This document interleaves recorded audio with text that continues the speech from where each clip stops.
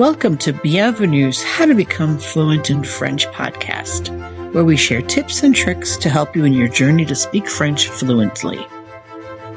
Hello, everyone. My name is Danielle Hayduck, and I am the founder of Bienvenue French Language School in Hudson, Ohio. In addition to programs for all levels from preschool to work abroad preparation, we specialize in 2 fast-track 18-month career trainings for bilingual executive assistants and private school French teacher or tutor. We've also added a 3-month au pair program. Today's episode of How to Become Fluent in French is called Moi, Toi, and the Others. Have you ever heard the term stress pronouns? I bet you've heard moi, toi, lui, whatever. You may even have heard an expression or two with them. Moi is me, toi is you, lui is him, elle is her, nous is us, who is you, eux is them, and elle is them when talking about something feminine or women, or young ladies or little girls. You can use it to respond to open-ended questions like starting with a who. Who wants ice cream? You'd answer, moi. Why don't you try it? I'm going to ask a question and you answer, moi. Qui veut de la glace? Qui veut aller au cinéma? Qui aime les bonbons? Qui veut du gâteau? Now, if I'm asking who carried out a certain action, then you would add c'est in front of moi. If you're accepting responsibility or you're taking credit for something, you would use c'est moi. For example, qui a mangé le gâteau? C'est moi. Who ate the cake? It is me or it is I did. Qui a pris la voiture? Who took the car? C'est moi, I did.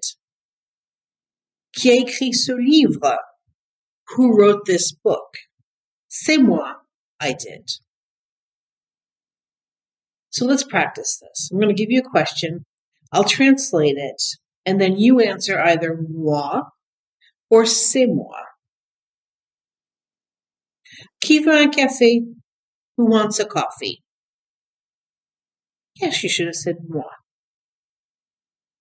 Qui connaît la réponse? Who knows the answer? Yes, moi. Qui a donné du chocolat au chien? Who gave the dog chocolate? C'est moi. Qui a écrit ce mail? Who wrote this email? C'est moi. Qui m'a apporté des fleurs? Who brought me flowers? C'est moi. Qui a mangé tous les chocolats? Who ate all the chocolates? Yeah, c'est moi. Now, let's imagine that you want to direct all the attention to your brother instead of to yourself. The correct pronoun to use is lui. You're saying he does, he did, etc. So let's answer the same questions using either lui by itself or c'est lui, for it's him, he did. You can even imagine yourself pointing in his direction if that helps at all. Qui veut un café? Who wants a coffee? Lui.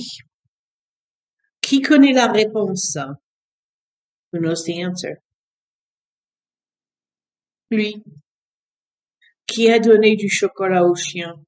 Who gave the dog chocolate? C'est lui. Qui a écrit ce mail? Who wrote this email? C'est lui. Qui m'a apporté des fleurs? C'est lui. Qui a mangé tous les chocolats? C'est lui. Now, let's say you don't have a brother, but you have a sister, and she can be our imaginary scapegoat for this exercise. The correct pronoun is elle. So, c'est elle, or just plain elle. C'est elle or elle. So let's answer those same questions either by using elle by itself or c'est elle. I'm not going to translate them this time. Qui veut un café? Elle. Qui connaît la réponse? Elle. Qui a donné du chocolat au chien? C'est elle. Qui a écrit ce mail? C'est elle. Qui m'a apporté des fleurs? C'est elle. Qui a mangé tous les chocolats? C'est elle.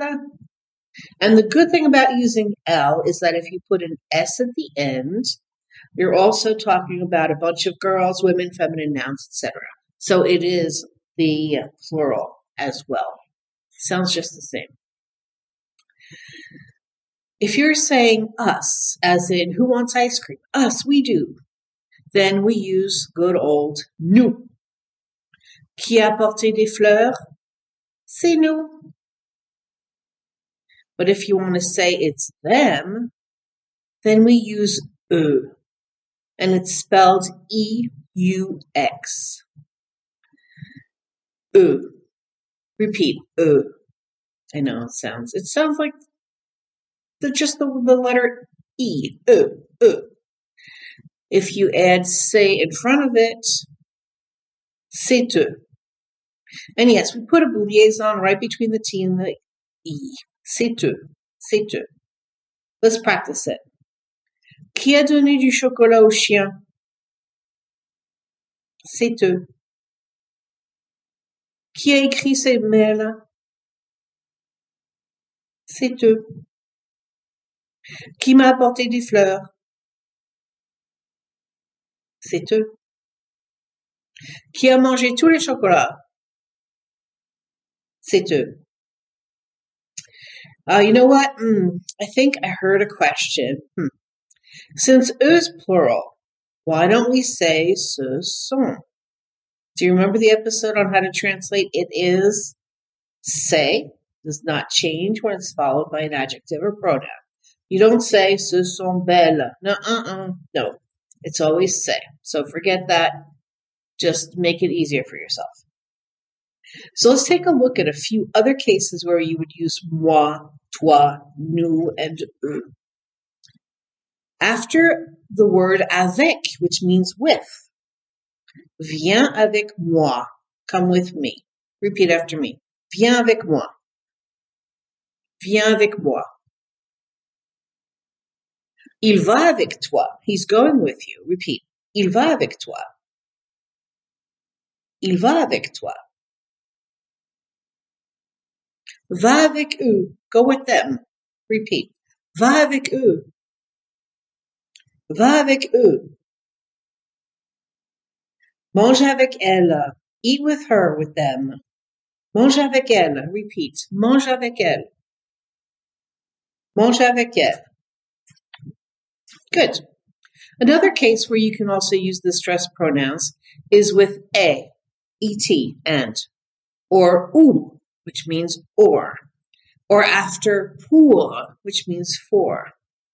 Toi et moi is you and me. Repeat. Toi et moi. Toi et moi. Toi ou moi is you or me. Toi ou moi.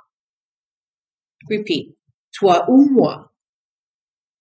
Toi ou moi. C'est pour toi. It's for you. C'est pour toi. Repeat. C'est pour toi. C'est pour toi. Or you can say, c'est pour eux. It's for them. C'est pour eux. C'est pour eux. And finally, I do want to mention that you also use them in comparisons.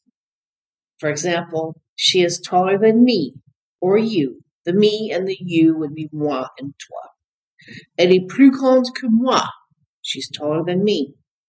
Elle est plus grande que moi. Repeat it. Elle est plus grande que moi. Elle est plus grande que moi. Elle est plus grande que toi. So this should keep you busy for a while. Please get used to using c'est moi, c'est pour moi, or viens avec moi this week. Sometimes I feel that even though we teach certain words and expressions because they're part of the living language, our students learn them, then it seems that they get tucked away for a rainy day that never comes.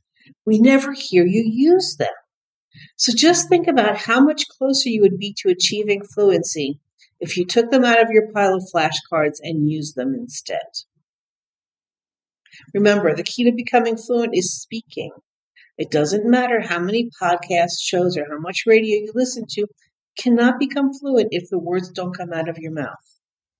Have you ever dreamed of being fluent in French? It's easier than everybody makes it out to be.